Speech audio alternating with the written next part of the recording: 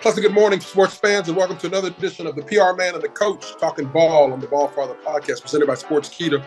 I'm Reggie Roberts, longtime NFL PR executive, and I'm joined by my co-host Mike Smith, winningest coach in Falcons history.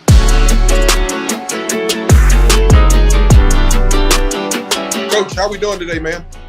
Oh, great, Reg. It was a great day of playoff football, wasn't it? Yeah, it was a great weekend. Really good games, and we're down to four. We're down to the final four teams, and I think there's a little bit of a mixed bag over this weekend because I'm thinking, we had the games that kind of went the way we thought they'd go on Saturday and Sunday. I thought there were two surprises. Maybe they weren't surprises to you, but I was a little surprised at how Buffalo played, and I was really surprised how the Cowboys played yesterday in their loss to San Francisco. Just wanted to kind of just get your thoughts and see where you were on those two games. I mean, I know you've been pretty happy. You've been pretty good all year picking your teams. Just wanted to see how you felt about those games over the weekend. Well, I'll tell you this: it was Buffalo weather at the ball game, but that was about the only thing that went their way was the weather. You're right. It was a tough day for the Bills. The Bengals scored on 5 of their first 7 possessions. The Bills defense has gone missing at different times of the year, as we've talked throughout the year during the regular season, and they were MIA again yesterday. The Bengals have been playing as good as any team, Reg. Wouldn't you agree? It's not even a question how well they've been playing. I mean, and there's so much hype around the quarterback. Obviously, the quarterback gets all the praise when they're playing good, and he gets all the criticism when they're not playing so well, as is the case in Dallas. We'll get to here in a little bit in the podcast. But Joe Burrow came out and did what he does. He doesn't make any mistakes. He throws the ball to the right guys. He gets them in the right checks, and he's playing with a level of confidence that sort of belies the fact that the guy's been in the game only 3 years. But he's playing with a lot of confidence. He seems to be in a good place with his coach. He's a good leader. Guys believe in him. He's throwing the ball to the right guys. And again, okay, nobody wants to say this, but I'll say it, okay? Cincinnati has been Kansas City's kryptonite. We all know that. We've been saying that since we've been doing this. Cincinnati is Kansas City's kryptonite. And they're beating again. They're playing at Arrowhead, 6:30 on Sunday. And like you said, I haven't seen what the opening line is, but I think that Kansas City would be the underdog, even though they're at home. Coach, the AFC matchup, as we've talked about, is all set now. Cincinnati Bengals, who had a really big win on Sunday over so they traveled to Kansas City to face the Cowboys. If you look at it, the last 3 times these two teams have met, Cincinnati's had Kansas City's number, so they are, in a word, they are kryptonite for Kansas City. Give me your early thoughts on something. Kansas City's got the quarterback who's got the high ankle sprain. We know how tough that can be. It's obviously advantage Cincinnati. Well, I would think so, and I believe that the bettors probably are going to have something to say about that as well when the odds come out. When your quarterback got a high ankle sprain, and we really aren't going to know how effective he's going to be or how long he's going to be able to play. He was able to go back into the game on Sunday this week, and he's the big question mark. So we don't know how he's going to be able to do it. Patrick Mahomes makes a living, and the Kansas City Chiefs make a living by getting the off-script plays become very successful. And that's one of the things that he does better than anybody. And I don't know that he's going to be able to do that with effectiveness with the ankle situation. I think that's one of the biggest questions. And, the reason he was able to come back into the ball game last week, and he had his security blanket in Travis Kelce. Absolutely. And Kelce was a short check down. He was able to get the ball to him in the underneath coverages and find the holes, because he wasn't going to be able to extend plays. There weren't any plays that were going 8, 9, 10 seconds like you've seen happen so often throughout his career. Mahomes is going to be wounded he's not going to be at 100%, and it's going to be a big, big factor in the ball game. Well, it's an interesting point that you make, Mike. Look how good it is for Mahomes. He's got the security, like he got probably before he's done, a Hall of Fame tight end who was targeted a bunch of times yesterday. He had I think he finished with 14 catches, 98 yards. Then he's got the rookie runner, got Pacheco, who had a big game yesterday. Then he's got a whole host of receivers. Juju Smith-Schuster's there, Nicole Hardman's there, McKinnon's there.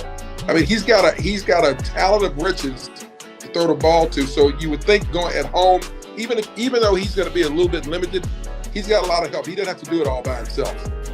No, he doesn't, Reg. But he makes plays again after that clock that everybody's so used to saying, the ball's got to be out in 3 seconds. The ball's got to be out in 2.6 seconds on quick games and things, passes like that. He's going to be limited. He's not going to be able to extend, and that's a big part of what he does. He extends, and the play continues, and the clock keeps going, and he finds those playmakers. They'll get open eventually. Yeah. It'll be interesting. He's 9-3 in NFL playoff games, including 2-2 in the championship games. So it'll be interesting to see how that plays out.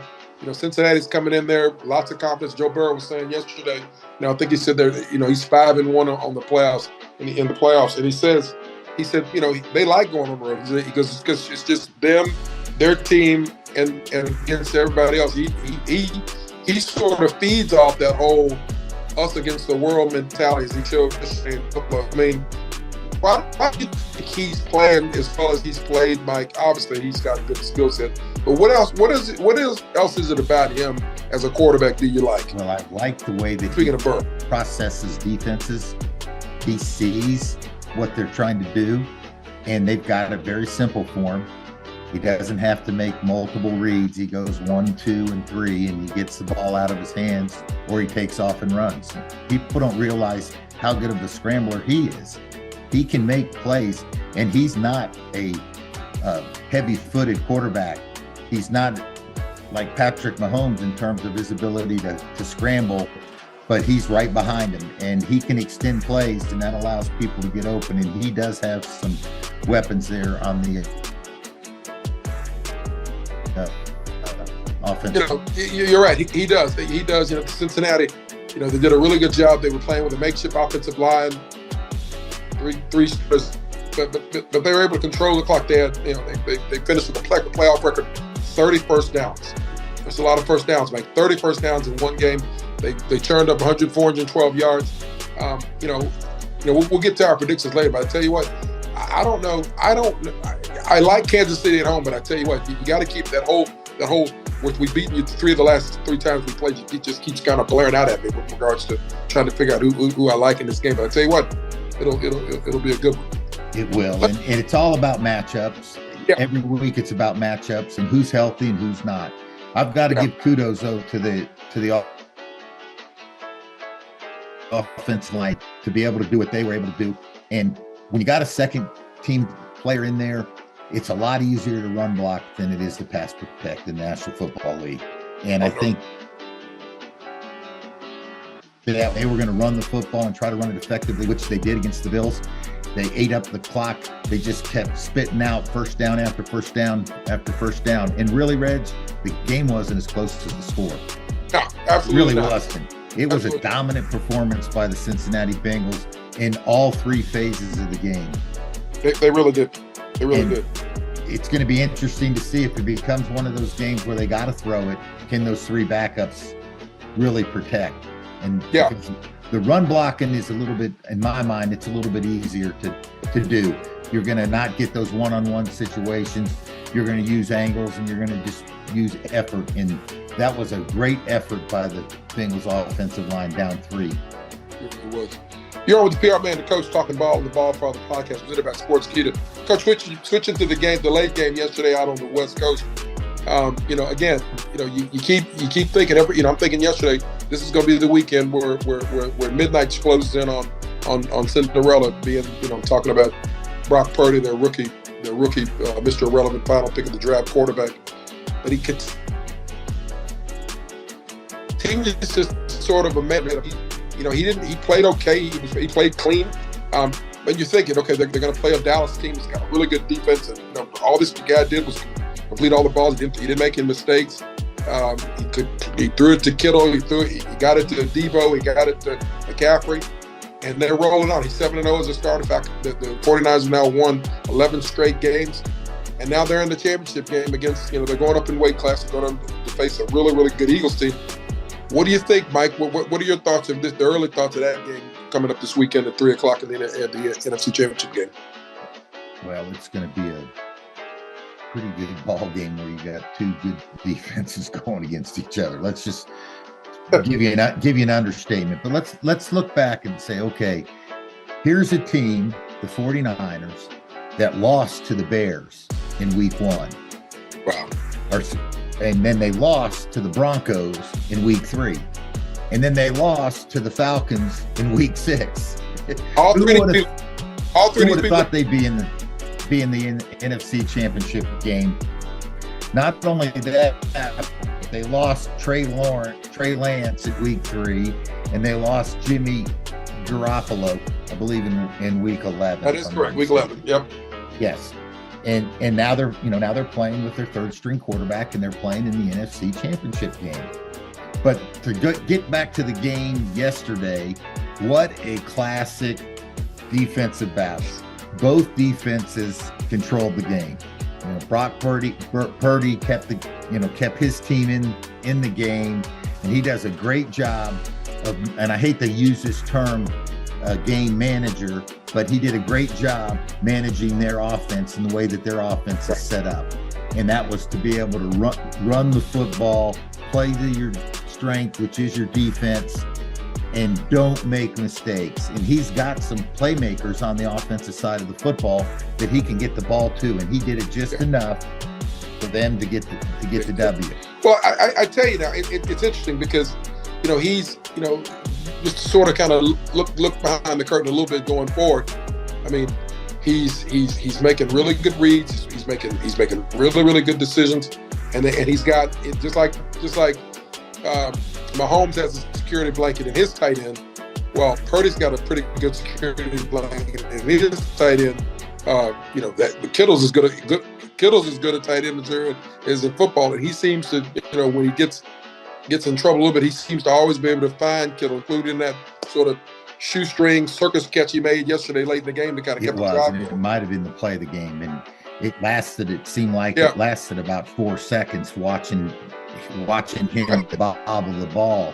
The play probably went for 10 seconds because he was able to escape, and he has some escapability. But it was a circus catch that probably didn't need to be a circus catch, but it ended up being one that will be talked about, and you'll be seeing that one all the time through the history of the NFL, especially if the Chiefs the 49ers go on and win the next 2 ball games. Well, but you got to, Reg, you got to realize who they're playing this week. Yeah. It may come to an end, but the 49ers versus Philly it's going to be a battle. You're going to see a defense on both sides of the football that are dominant, and it's going to be interesting to see what Kyle Shanahan and his staff can come up for a game plan, to move that ball. And I think they're going to want to try to run the ball against that front four, because that front four can rush the passer, as we mentioned about earlier. It'll be interesting. Just when you think, okay, well, you're right. How do you go? But you got to be able to run the ball, because you don't want to put your young quarterback in the jaws of that with the pass rush that got 4 guys got 11 or and a half sacks, got 70 for the season.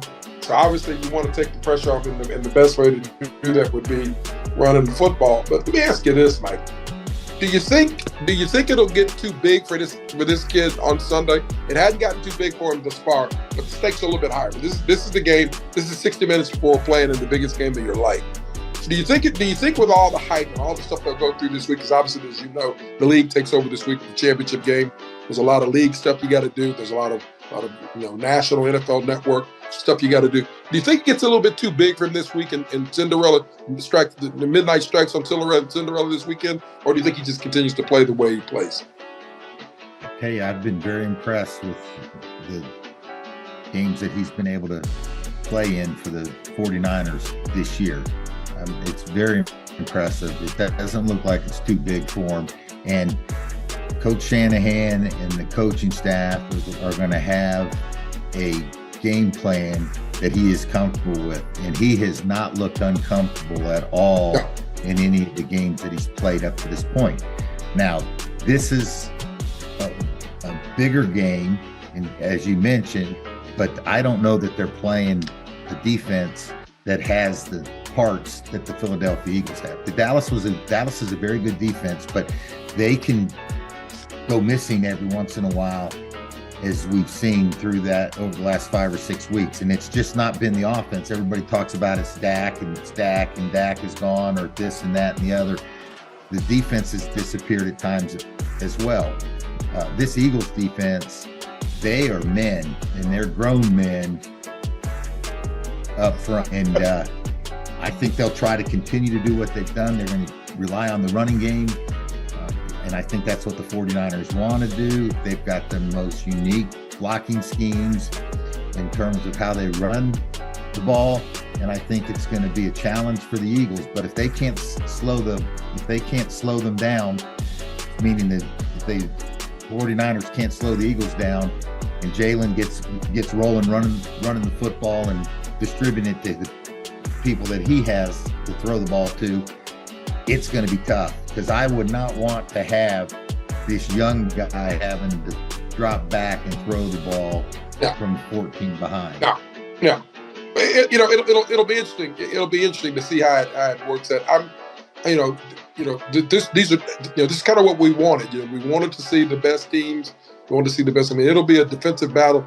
We talked all year long that Philadelphia and San Francisco had the two best defenses in football. Those teams are meeting up to play for the right to go to the Super Bowl to represent the NFC.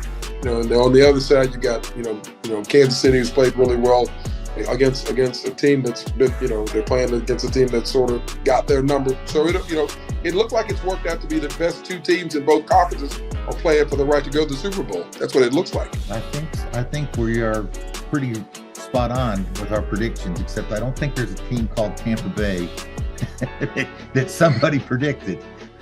I just got to remember, because I do have a meal coming, Reggie. You do have a meal. Yeah. As you so eloquent to remind me every week. It's unbelievable, because I'm sitting there thinking, I thought, Brady at home, but I guess I got caught up in the hype of Brady. Let me ask you this. Like I said, we got a couple of questions with the PR man, the coach, talking about on the BallFather podcast presented by Sportskeeda. I proud myself that I wouldn't jump on Dak, because everybody else is. I mean, if you went on Twitter last night and went on some of the social media, I mean, everybody's jumping on Dak. And, he didn't play well. He didn't play real well yesterday. He didn't. But to me, it sort of exposed a little bit of things. When the running back went down in that game to that ankle sprain, that kind of, to me, put a big hole in Dallas's offensive options from a perspective. I mean, CeeDee Lamb's a good player. He couldn't do it all by himself. When they lost, I kept thinking of the running back's name, the guy that went down with the ankle injury.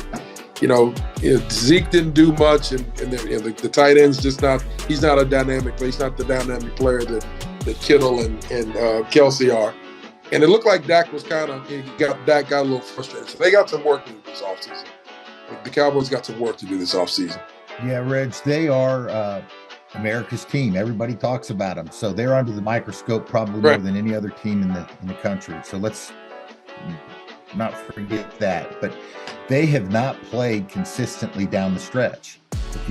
If you look back and see what they've done over the last 6 games, there's chinks in the armor, and good coaches will see those chinks and they'll go after them. And that's kind of what happened in the ball game yesterday. It's it's tough to see, because everybody loves Dallas. Everybody loves Dallas. Everybody in the country, it's America's team. and so many people go up and down. And like you say, after the game, social media blew up. It's tough being the quarterback of the Dallas Cowboys. Let's make that clear. And hey, if you don't play good, you're going to hear about it. And you're going to hear about it all week long. And probably now, because there's such a finality when you play in the playoffs, it's the end. We're going to be talking about it all off season. And especially at the quarterback position, as we all know, this is a quarterback-driven league, and it'll be a big part of the decision-making going forward for the Dallas Cowboys. They're connected to them. They're tied to them for a long, long time. So how are they going to get over the hump and get better? That's the big question. Everybody's now, like this morning I read a bunch of stuff, well, now everybody's mad at the offensive coordinator, saying he wasn't good enough. He wasn't creative enough to help him score points down in the red zone. Then they're talking about McCarthy and saying it's his fault. He didn't, he's in charge of the whole thing. He didn't do enough. And then, but again, here's the other thing, okay? Neither one of those guys are throwing the ball. Dak threw 2 picks and he led the league in picks this year. He's got to fix that. You're 30. You just turned 30 years old. You turned 30 years old this offseason. You got to, for you to become the guy, become the elite guy, becoming that to take the next step from here to here, that's got to get better quickly. And I don't know how you fix that. I have no idea how you fix it. Mike, you're an NFL head coach, retired NFL coach. How do you fix that? How do you go ahead and fix that and make that better? Well, the expectations are through the roof for any Dallas Cowboy quarterback. And he has got to not throw the football to the other team. That's what they got to get fixed. That's the thing that he's 30 years old. He shouldn't be doing that if he's an elite quarterback. And I have him in my elite grouping when we talk about the quarterback carousel that's going to be going on here through the off season. He's not going to be part of it, but they need to figure it out, whether it's coaching, whether it's his decision making. Do they need to simplify it? Because they've got players. If you look at their roster 1 through 46 or 1 through 53, you can put it up against any team in the NFL, and they're just this far away. But that's what happens in the NFL. This far can be from going to the Super Bowl or being out of the playoffs. And they just haven't had consistency, Reggie, down the stretch. And it was showing up. Now, they did a very good job on defense, probably more consistent on the defensive side of football than they have been on the offensive side. Yeah. But let's just blame it on Dak. They got to get it. They got to get it fixed, and that's what you do in the off season. There'll be 31 teams trying to get it fixed here, and we'll find out who that one team is here in about 3 or 4 weeks. There's only one happy team at the end of the year. There's only one. Absolutely. Which brings me to this crazy thing called the head coaching carousel. I know. We want to get to that. Right? So we got to talk about it for a minute. There are 5 openings right now in the NFL at the head coaching position. There's a lot more offensive coordinators that have to be hired, probably more than usual. Yep. But this process that we're going through right now in the NFL, it's head scratching. There's 5 openings, and I think that there's 51 or 52 scheduled interviews for the head coaching position throughout the league that have already taken place or have been scheduled. That means that each team is averaging interviewing 10 candidates for the head coaching position. Can you believe that? It seems like an awful lot to me. I've never seen it that big. I mean, it's been, usually, you interview people, 5, 6, 7, 8, 9 people. I've never seen it like this. I saw numbers yesterday. I sent it to you. I saw the numbers. I'm thinking, what are we doing? I mean, what's going on? Yeah. It makes me wonder if the powers to be at the clubs are looking for a head coach. They would have a shorter list. To me, if you're interviewing 11 or 12, 10, 11, and some of the teams are, you're going to get paralysis from analysis. You will. It just doesn't make sense. You would think that you would have an idea, especially the teams that have made coaching changes or knew that they would be making coaching changes, that they would have whittled it down. We only have 32 head coaches in the National Football League. In the world, there's only 32 of them. And we're going to go out and interview. Now, some are getting interviewed multiple times, but there's 52, there's 52 candidates for the 5 positions. And it starts, let's go through just real quickly and go through this a little bit. And I think it'll give you some insight into, are they looking for a guy with experience, or are they looking for the newest thing, the newest coordinator? So let's start with Carolina. They've been knowing that they're going to be hiring a new coach for a long time. There are 12 candidates that have come out. 5 of them with head coaching experience, 7 of them without. So let's just look at the guys that have head coaching experience. Steve Wilkes, who's their interim, who, in my opinion, deserves the job, get the job, and that may fall into place. They're also talking about Jim Caldwell, Sean Payton, and Frank Reich, and Jim Harbaugh, who's already turned it down and said he's staying in Michigan. Staying in Michigan, right? So here it is. I look at this, 7 and 5. It's a balanced pool. So they're looking, are they going to have a guy with experience or not experience? Who do they want? There's no doubt in my mind they want Sean Payton. Will they get him? I don't think so. I think Payton and his group of people that are advising him, they're going to use this for leverage, because Payton is being talked about, I think, at 4 of the 5 openings. And they're going to use this leverage because the Denver Broncos want Payton too. And they're 2 of the richest and the 2 of the newest owners in the NFL. And they don't really know how it works. They haven't gone through it. They haven't gone through it. They don't really know how it works. But I think Carolina, they do a great justice to everybody, because what's happened this year, and they've hired Steve Wilkes. He deserves it. He's taken over basically a little dumpster fire, and he'll do it. How about Arizona? 8 known candidates, 5 of them with head coaching experience. Sean Payton's on everybody's list. Frank Reich, Dan Quinn, Brian Flores, Vance Joseph. The other 3 are the young guys, and they're all on the defensive side. I think they want Payton too. I think everybody wants Sean Payton. Would you agree? Yeah, I think everybody's decided that they want Coach Payton because of obviously the pedigree. But again, I've read someplace where Sean that the situation's got to be perfect. He wants complete control of the roster, which is what he had. I guess he had that in New Orleans. I guess he and Mickey. But did he have complete control of the roster in New Orleans? I'm sure that it wasn't announced that way. Maybe because it was a collaborative effort. But he was calling the shots. I would believe. But so let's go. Hey, let's move on to Denver, because Denver's got 9 candidates. 7 of them with head coaching experience. So that tells me that Denver is not going to go the way that they went with the guy they just let go. Yeah, right? They're not going to do that. They're going to have an experienced guy leading it, and they've got a pretty good pool as well. They've talked to Jim Harbaugh. They've talked to Caldwell. They're going to talk to Raheem Morris, Dan Quinn, Frank Reich, Sean Payton, and a little wild card, David Shaw. Hasn't got any experience as a head coach in the NFL, but did a great job at Stanford. Right.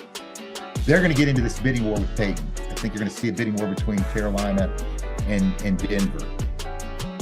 Wow. So, what's your thoughts on that one? Well, I think there's 2 points that you made that I think are right. Number one, the guy who owns Carolina is a rich guy, but the guy who owns the Broncos is a rich guy too. I mean, he paid $5.86 billion. He's Mr. Walton's son, the owner of the heir of Walmart. Someone told me he's worth $55 billion still, after paying $5 billion for the Broncos. I think the person who's sort of involved in this, the person who this all stems from is Payton, and no one else is going to get hired until Sean identifies what he wants to do, because they all want him. But then what happens in New Orleans? What you've got to, whoever gets him, they've got to come up with a trade partner. And the Saints gonna have something to say about it too. They are, and It's funny that you mentioned that, because they came out, and I don't know who came out and said it, but they said, yeah, they've already talked about it. Peyton and his people talked about it, and they're talking about a first round draft pick. And then the Saints come out this week and say, whoa, wait a minute. We haven't said anything. The negotiations are just getting started. There's no way the Saints won't part ways with Sean Payton without getting a one. I promise you that. Oh yeah, and maybe multiple ones. Multiple ones. And exactly. That's going to maybe be a determining factor of where he ends up going, because it's not a clean deal. No. It's not, I'm going to pay you X amount of dollars and this is what you're going to get. Right. There's got to be compensation given, and that compensation, if it's first round, second round, you're going to have to sit there and go, okay, well, we're not going to have a first and a second, or we're not going to have a first and a third in this year's draft. Can we survive that? Is it going to be 2 years before we get it turned around? Right. But let's talk about the last two real quick. Houston's got 8 known candidates, and Indianapolis has 14 known candidates. Houston has got one head coach with experience that they're interviewing, and that's Sean Payton, and all the other 7 have no experience. So what do you think Houston's doing?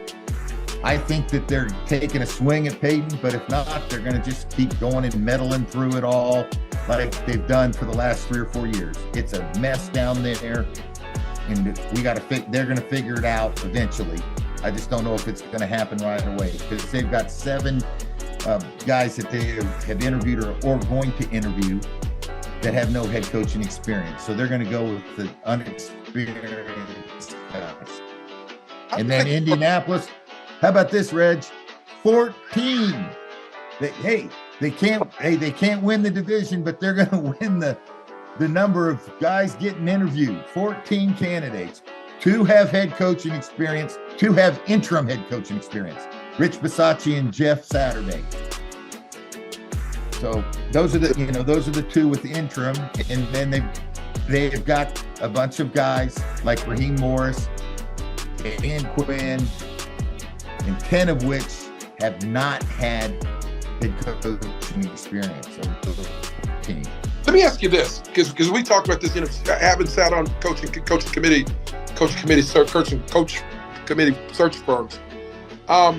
Tell me this: do you think people are interviewing all these people just so they can learn and get information, and to have their coffers sort of filled with information that you get from these interviews? Or why would you interview? I mean, why would you interview this many people? What's the purpose? Maybe it's to fill in some space in the off season and in the playoffs when there's only 1, 2, 3, or 4 games. Now we get now we aren't just talking about those 4 teams. Hey, I'm at Indy or I'm at Houston. Hey, I got a search going on. We're going to get, I don't know, Reg.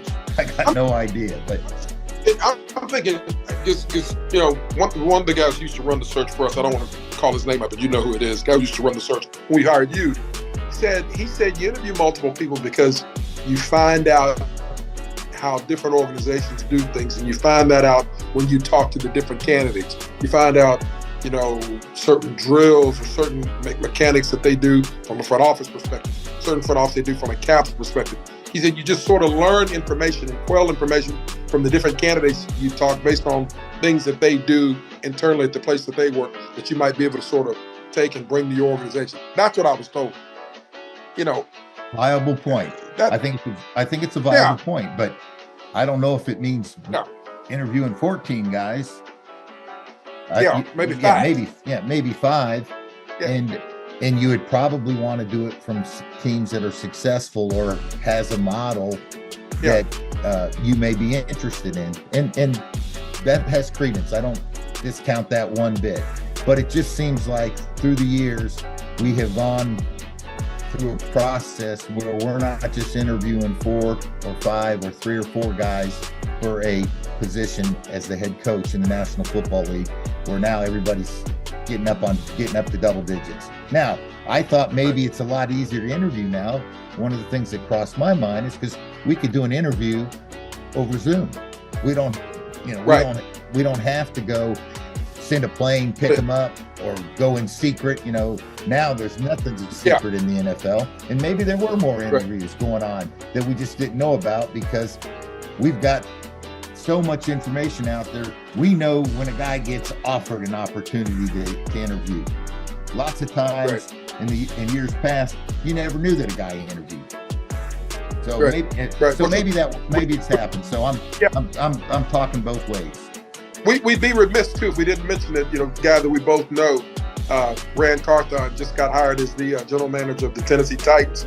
Rand was with us as a pro scout in Atlanta, and I know you're familiar with him. I mean, he's gonna really good scout, kind of work his way up. He'll do good there. He'll do good there in Tennessee. Yes, he will.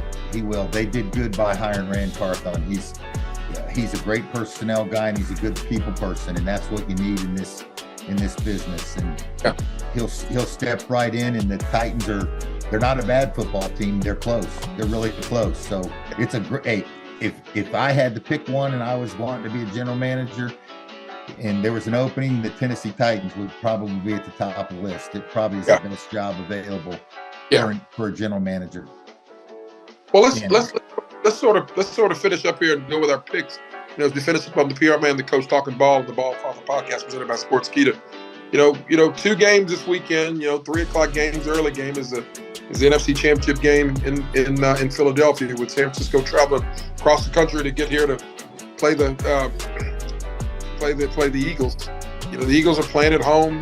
They were saying yesterday that Broad Street got going early. So Eagles fans started drinking at 8 a.m. for an 8 o'clock kick. Who do you like in the game on Sunday, and tell me why, and who you like in that game? I think it's going to be the Eagles. I like them because they're the most complete team. They are good on offense, and they are good on defense, and we could probably use the term great. They are probably the most complete team in the National Football League, and have been all season long. They got a quarterback that can create with his feet, and we have found out through the season that he can do it with his arm. And we've already talked about what they've done on defense. If this becomes a track meet, it's going to be tough on the 49ers. If the 49ers can slow down the Eagles, that's going to give them a better chance, because if this becomes a track meet with a rookie quarterback that doesn't have the experience, it's going to be difficult. So I'm going with the home team, the Eagles. Fly, Eagles, fly. I think you're right on that. I think you're spot on. I think it's 2 reasons. Number one, every question that the media, national media, and they've had about Jalen Hurts, he's answered every question. He's questioned. They were talking about, well, can he get back? Well, he got back from the shoulder injury, played really well. Didn't seem to have any ill effects of that on Saturday night. He's got a lot of guys he can throw the ball to. Remember, you mentioned earlier that they got AJ Brown, who they got from the Titans in a trade, and he caught the ball 3 times. They got the guy who won the Heisman Trophy at Alabama, Devontae Smith, who's balling. They got a really good run game, and defensively, you're right, they're playing lights out. So I'm gonna go with you. I'm gonna agree with you. I'm gonna go with the Eagles on that game. 3 hours later, down at Arrowhead, which is a really, really tough place to play. Cincinnati travels to Arrowhead this weekend to play the Chiefs in the AFC Championship game, which starts at 6:30 on Sunday. Any thoughts on any early thoughts on that, or you want to wait till the betting line comes out? We're not going to know how healthy the quarterback is, Mahomes. Yep. If Mahomes is healthy and he's not hindered, I'm going with the Chiefs because I've gone and rode with them all the time. But I think it's going to be a close game, and it wouldn't surprise me one bit if the Bengals win on the road, just because of the injury to Mahomes. Yeah, I'm thinking this. Based on the confidence that Joe Burrow's playing with. I mean, if they can come up with a similar plan to sort of slow down Kansas City's offense with a quarterback who's basically playing on one leg, I think as good as Mahomes is and as great as they are playing in Kansas City, I think it's advantage Cincinnati. 24-21. I don't think it'll be a blowout because I think the Chiefs are just too good for that. But I do think, Cincinnati's healthy. They played with a makeshift offensive line. They played pretty well. They held up pretty well on Sunday in Buffalo. You're on with the PR man, the coach talking ball on the ball on the podcast presented by Sportskeeda. Second matchup. We got the Bengals going to Kansas City to play the Chiefs at Arrowhead, which is always a tough place to play. But as we mentioned earlier, Kansas City has lost the last 3 times they played against Cincinnati to the Bengals. So the Bengals have their number. Just looking through it, Mike, who do you like in the game? What with everything we know, the quarterback's going to be not himself. He's not going to be able to extend plays. Cincinnati's coming off a pretty dominating performance against Buffalo. Who do you like in the game? Well, I've been riding this Kansas City train all year long. I can't jump off right now. Believe me, I've looked out there to see what I'd land in. And there's rocks over there on this stretch of the road, so I've got to stay with it. I've got to ride with it. I've got to continue to believe that Patrick Mahomes is going to have a miraculous recovery from his high ankle sprain, and he's going to be able to do enough to get the job done and get a win for the Kansas City Chiefs against the Bengals. And Reg, I can't be wishy-washy. I've been riding with them all year long. I'm going with my heart. My brain probably is telling me something different, but I'm not gonna change. I'm not gonna jump off. I've got to have faith in Andy Reid and him putting together a game plan that's going to protect the quarterback and allow him to be successful. And if not, as we saw in the game last week, we can win. We can score from 98 yards with a backup quarterback named Chad Henne. And they did it. They did it. They did it. And hey, Reg, just think if we find out, this just popped into my head. Just think if this plays out, Mahomes can't go. There'll be 2, and Henne wins, and we're going to have 2 backup quarterbacks playing in the Super Bowl. There you go. Right there. You heard it first. Heard it first on Sportskeeda. Look at that. Look at you. That is a real possibility. Because people don't understand. This ain't like you just tweaked high ankle sprains, they can take months sometimes, 2 months. I've seen guys miss 2 months with high ankle sprains. It'll be interesting. But I'm thinking, I kind of got burned thinking, because like I said, I was thinking with my head last week, I'm thinking, okay, there's no way that Cincinnati goes in Buffalo. But I tell you what, they made believers out of me yesterday with regards to how physical they were up front, how that offensive line played, how wide open they were, how their receivers and their backs were all the whole game. So you know what? I'm thinking that, as much as I like Kansas City and as good of friends that I have on that staff and on that team, I'm thinking, the quarterback is the outlier, because so goes the quarterback, so goes Kansas City, and your quarterback's wounded. So I'm thinking, healthy Joe Burrow, as well as they're coming off the really, really great win, I'm gonna go Cincinnati 24-21. Kick a field goal. You're giving scores. How about that? I'm picking scores 24-21. I think it'll be a really, really close game, but I like the way. I think Cincinnati's got their mojo going right now. I think Kansas City is I think the quarterback's hurt. He could barely walk off the field after he led up to that touchdown. So I'm gonna go with Cincinnati. So let's kind of go over the Ball's questions. He sent us a bunch. Most of them we've covered, but there's a couple of them here that we need to just sort of kind of we talked about Mahomes' injury. We talked about how you dealt with high ankle sprains and how difficult it is for a quarterback to play through them. We talked about Brock Purdy. Brock Purdy was outstanding again. How impressive has he been? And just how big of a performance was this for a second round? When we talked about it, it was a huge performance. It's unbelievable. It makes me think about, okay, is this guy the next Tom Brady? What, Tom was just drafted in the sixth round. This guy was Mr. Relevant.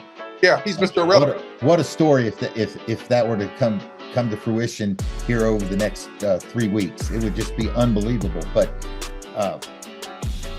whether they win another football game, he's going to be talked about for a long, long time. What he was able to do with the 49ers, and they need to continue to protect them. And what I mean by protect them is that defense has got to keep playing at the level that they've played, Right. and they've got to run the football. And I know deep down that's something that Coach Shanahan, Kyle Shanahan, wants to do.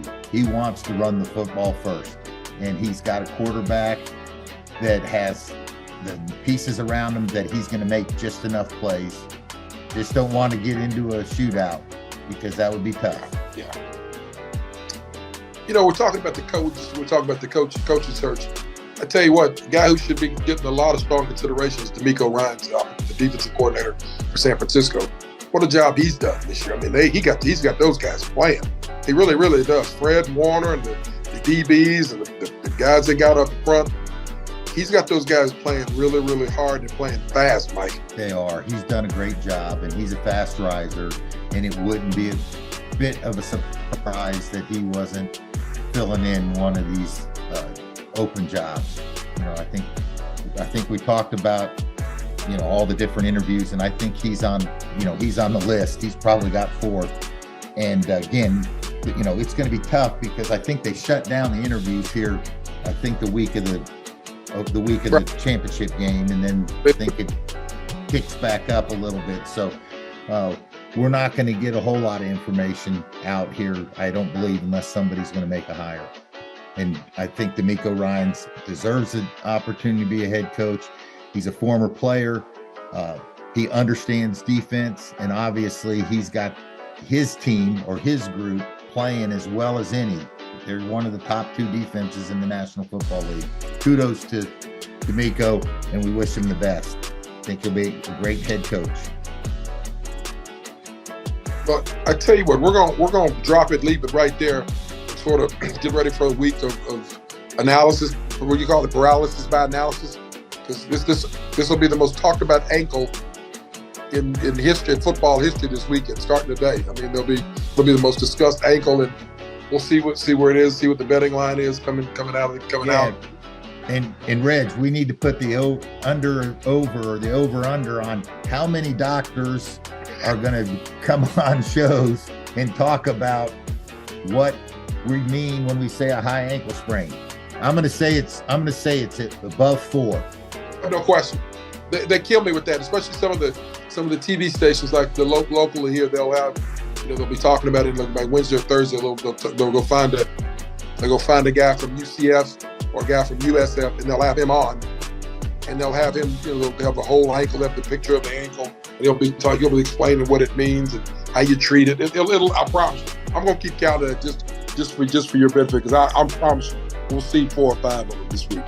Yeah, and yes, it is newsworthy when we're talking about the NFL championship weekend, and the starting quarterback may not play or is going to be not at full speed. It's going to make a lot of difference for a lot of folks. Yeah. It'll be. I tell you what though, regardless of whether he plays or not, it'll be a great 2 games, and the two teams that emerge victorious to represent the AFC and the NFC for Super Bowl. We'll be right back here next week to talk about that and break that game down, and then I'm looking forward to that. But I'm also looking forward to us getting to our off season, where we can talk about some of the stuff we've been talking about. How the teams fare, and mini camps and the combine and all that stuff. I think there's a whole lot of stuff that we can sort of bring our audience during the off season as we get ready to crown an NFL champion and get into the NFL's off season, which is a beast in and of itself. Anyway. Yes, it is. It's probably not maybe as many eyeballs, but the interest with the off season is it's unbelievable. And we get a bunch of college fans that now become NFL fans every year by what goes on in the draft process, in the combine. And that's why this game is the most popular sport in the United States. of America and is soon to be globally.